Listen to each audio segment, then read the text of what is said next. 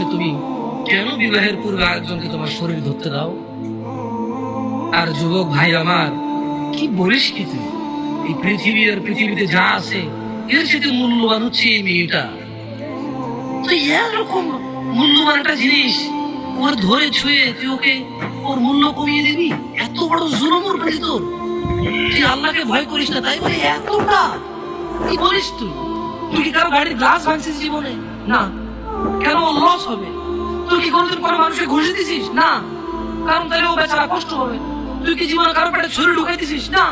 ও মরে যাবে, তাহলে ওর ফ্যামিলি ক্ষতিগ্রস্ত, লসে পড়ে যাবে। তুই কি কারো টাকা মারছিস কোনোদিন? না। তাহলে ওর ফ্যামিলি টাকার কারণে কষ্ট হবে। তাহলে তুই কেন তুই এত ছোট ছোট বিষয়গুলো খেয়াল রাখিস যে আরেকজনের লস হবে? তাহলে তুই এই মেয়েটার জীবনটাকে তুই কি করলি?